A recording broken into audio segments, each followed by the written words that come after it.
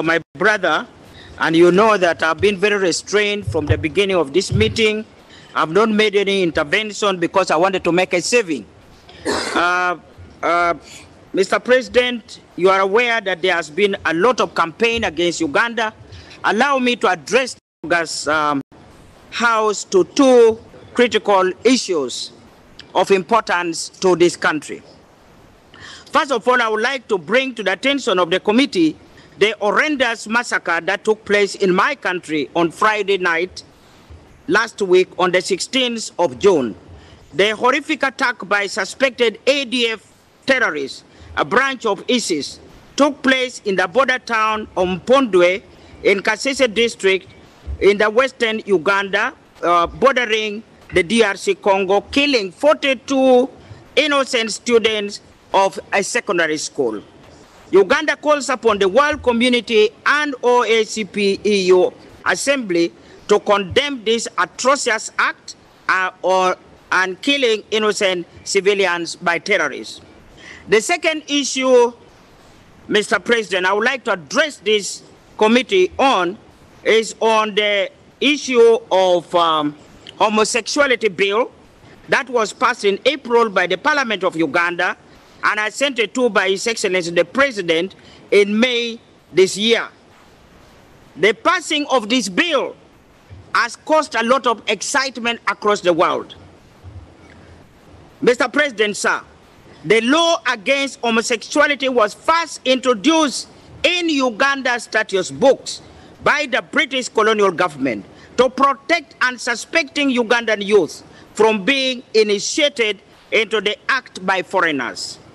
Mr. President, sir, and honorable members, the fact of the matter is that the new law was conceived to criminalize the promotion of and commercialization of homosexuality, mainly targeting innocent children in schools and vulnerable persons in our society, including physically disabled and mentally impaired persons. The practice had become rampant with reported promises for scholarship for children who adopted the practice. Several cases of children with injuries in their anuses and infected with HIV as a result were reported across the country. Other targets were the unemployed youth with promises for jobs and visas among other initiatives. This necessitated the enactment of this law to protect these vulnerable persons in our society. No country will condemn pedophiles in its country. No country will condemn the advantage that people are taking upon our vulnerable children. Mr. President, sir, the law criminalizes only violent homosexual acts and activity among especially children and vulnerable persons. The law provides for rehabilitation of all those who have been declared homosexual but are willing to come out of it willingly. We want to emphasize here that the law does not target those who are born homosexual, but those who have been initiated into the act as explained above.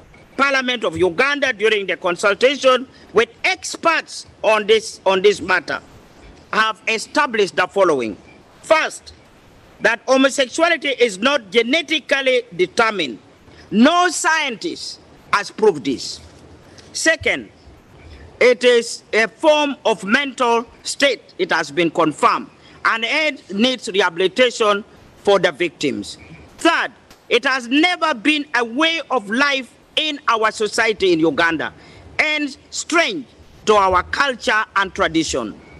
Fourth, it is against the teaching of religion and our practices, and you all know all leaders in Uganda from the president to the lowest level have to swear by the Bible and the Quran before they take any office. Mr. President, it is a practice in Uganda now targeting vulnerable children and the disabled. After the enactment of this act, there have been a lot of misinformation about law that Parliament of Uganda has passed. We would wish to clarify, therefore, that this law does not criminalize persons who simply dress or appear to look like homosexuals. In addition, the law imposes the death penalty for aggravated offenses. I want to repeat, aggravated sexual offenses for both homosexual and heterosexuals, not for homosexual only. Aggravated sexual offense against homosexual and heterosexuals. Mr. President, take note of this. The law upholds the value of culture of Uganda as